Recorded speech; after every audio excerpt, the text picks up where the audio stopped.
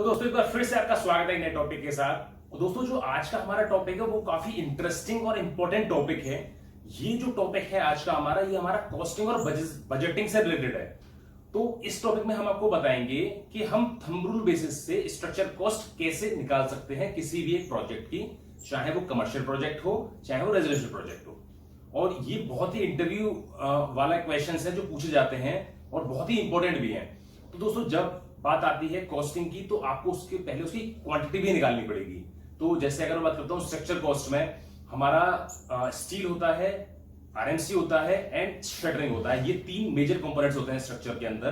तो अगर आपको कॉस्टिंग निकालनी है उसकी तो आपको उसकी क्वांटिटीज भी पता होनी चाहिए। तो इस वीडियो में आपको बताएंगे कि आप थंब रूल बेसिस पे विद इन 5 मिनट्स में किसी भी एक स्ट्रक्चर की क्वांटिटीज कैसे निकाल सकते हैं, चाहे वो स्टील की क्वांटिटी हो, चाहे वो शटरिंग की क्वांटिटी हो, चाहे वो आरएमसी की क्वांटिटी हो, but it is based on thumb rule basis.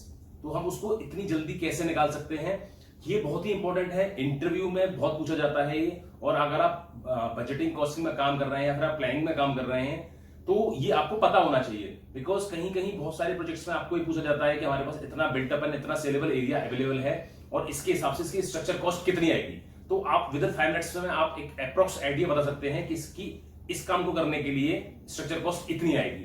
तो ये काफी बेटर है आपके लिए कि ये आपको पता होना चाहिए। तो आइए दोस्तों शुरू करते हैं आज का अपना टॉपिक। बेसिकली कुछ ऐसे थंब रूल्स बताऊंगा जिससे हम क्वांटिटीज को बहुत आसानी से निकाल सकते हैं, जैसे कि मैंने आपको अभी बताया भी था।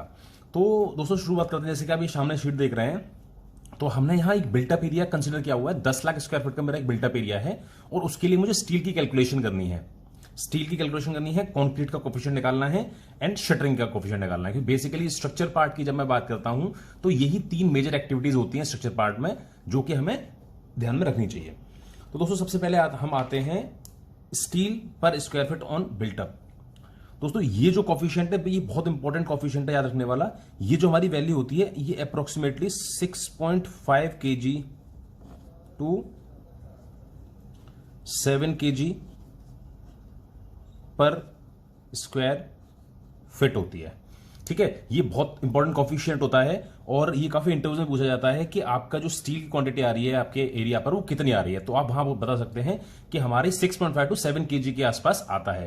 दोस्तों ये जो कॉफिशिएंट है ये थोड़ा ऊपर नीचे हो सकता है, मतलब ये बिल्कुल श्योर नहीं होता कि ये यही रहेगा। डिपेंडिंग ऑन द प्रोजेक्ट का हमारा जो स्ट्रक्चर है वो कितना स्ट्रांग है या फिर उसकी स्पेसिफिकेशन क्या क्या है उसके अकॉर्डिंग ये होता है।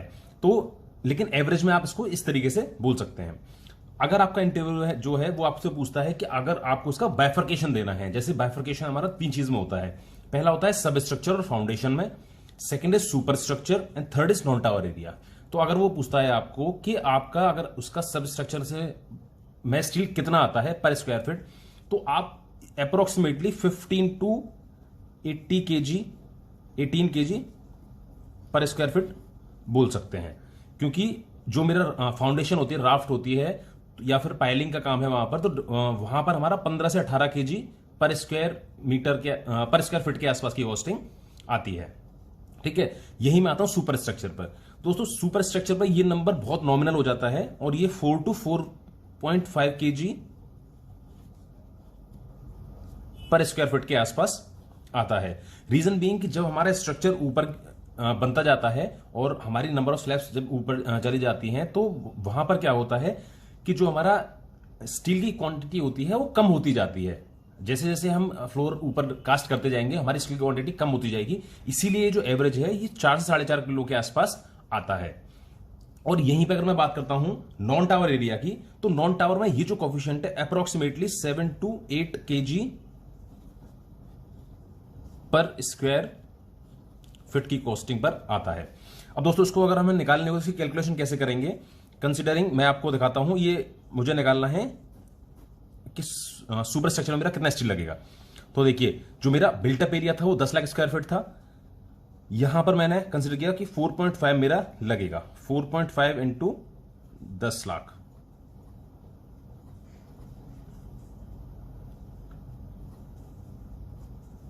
ठीक है। जब आप इसको करेंगे और ये केजी में निकलेगा, तो अगर केजी में निकलेगा उसमें मुझे इसको एमटी में कन्वर्ट करना है तो डिवाइड बाय 1000 भी करना पड़ेगा। तो मेरे ये 3 जीरो चले जाते हैं और ये जो मेरा आता है वो 4500 MT स्टील निकलकर आता है। तो दोस्तों यही आपको अगर ऊपर निकालना है तो आप उसके एरिया के हिसाब से निकाल सकते हैं, और अगर आपको ओवरऑल प्रोजेक्ट का निकालना है तो आप ओवरऑल प्रोजेक्ट का किसी भी तरीके से निकाल सकते हैं। जैसे कि 6.5 है, 6.5 अगर मैंने कंसीडर किया इंटू 10 लाख तो ये मेरा 6,500 MT स्टील कंज्यूम होगा मेरा किसी एक प्रोजेक्ट में। तो और ये भी वेरी कर सकता है जैसा कि मैंने आपको बताया था, ठीक है। तो आई थिंक इससे आपको स्टील रीइंफोर्समेंट के जो कोएफिशिएंट होंगे वो पता लग गया होगा। जैसे ही आप कोएफिशिएंट क्वांटिटी निकल जाएगा, क्वांटिटी में आप लेबर रेट और मटेरियल रेट ऐड कर सकते हैं, उसकी कॉस्टिंग निकाल सकते हैं। नेक्स्ट हम आते हैं अपना कॉन्क्रीट कोएफिशिएंट पर। तो मैं आपको बताता हूं कि हमारा कॉन्क्रीट का जो क्वांटिटी होती है वो थंबनेल बेसिस पर कैसे निकाल सकते हैं with the help of coefficient. तो दोस्तों ये बहुत इंपॉर्टेंट होता है, और मैं आपको बताता हूं कि कोएफिशिएंट ऑफ आरएमसी या कॉन्क्रीट 0.045 इंटू बिल्टअप एरिया। तो दोस्तों जो मेरा बिल्टअप एरिया है, मैं उससे अगर 0.045 को मल्टीप्लाई कर दूंगा तो जो मेरी क्वांटिटी निकल कर आएगी उतने क्यूबिक मीटर मेरी आरएमसी साइट पर लगेगी उस पर्टिकुलर प्रोजेक्ट में।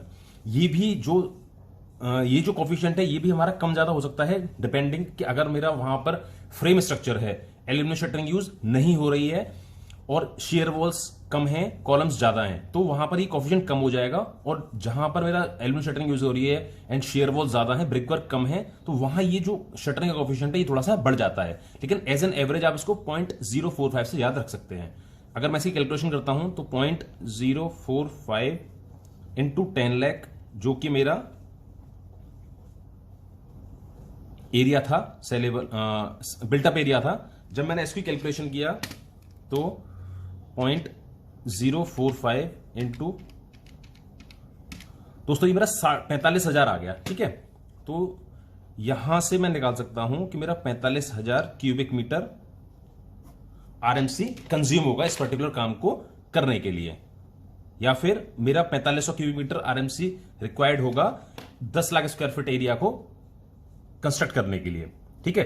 तो ये भी बहुत इंपॉर्टेंट होता है। और इसमें आप जो मटेरियल प्राइस है प्लस लेबर प्राइस को ऐड कर देंगे, मल्टीप्लाई कर देंगे उससे, उन दोनों को ऐड करके, तो आपको इसकी कॉस्ट निकल कर आ जाएगी, ठीक है। और अब है हमारा तीसरा और इंपॉर्टेंट कि शटरिंग की कैलकुलेशन हम कैसे कर सकते हैं।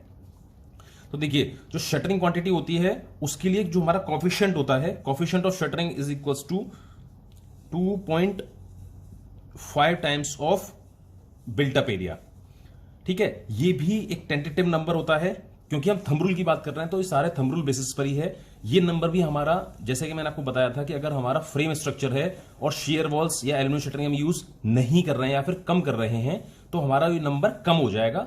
यही अगर हम एल्यूमिनियम शटरिंग से कास्टिंग कर रहे हैं और वहां जहां की हमारी शेयर वॉल्स ज्यादा होती हैं और कॉलम कम होते हैं, ब्रिक वर्क भी हमारा कम होता है, तो वहां पर ये नंबर थोड़ा सा और बढ़ सकता है। बट एज एन एवरेज आप इसको इसी तरीके से याद रख सकते हैं कि 2.5 इंटू बिल्टअप एरिया।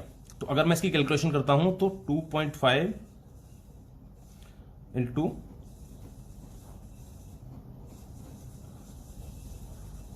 तो ये मेरा 2.5 लाख स्क्वायर फीट निकलकर आ जाता है। क्योंकि अगेन ये जो मेरे क्वांटिटी है ये 10 लाख स्क्वायर फीट है, तो मैंने 2.5 से इंटू किया तो ये मेरा 2.5 लाख स्क्वायर ये हमारा 25 लाख आ जाएगा। आई एम सॉरी, ये जो क्वांटिटी मेरी निकल कर आएगी वो 25 लाख स्क्वायर फीट के आसपास निकल कर आ जाएगा। तो ये बहुत ही इंपॉर्टेंट है, आपको याद रखना है कि हमारा स्टील, कंक्रीट और शटरिंग के क्या क्या कोएफिशिएंट होते हैं, और ये आपको आपकी कैलकुलेशन बजटिंग में भी काम आएगा कि थंब रूल बेसिस पर कैसे कैसे निकालते हैं, और ये आपको बजट बनाने के भी बहुत ज्यादा काम में आएगा। तो दोस्तों मैं उम्मीद करता हूं कि आपको इस वीडियो के थ्रू ही समझ में आ गया होगा कि हम थंब रूल बेसिस से कैसे स्ट्रक्चरल कॉस्ट को निकाल सकते हैं विद इन 5 मिनट्स में। दोस्तों मिलते हैं एक नए टॉपिक के साथ नई वीडियो में। Thank you and all the very best.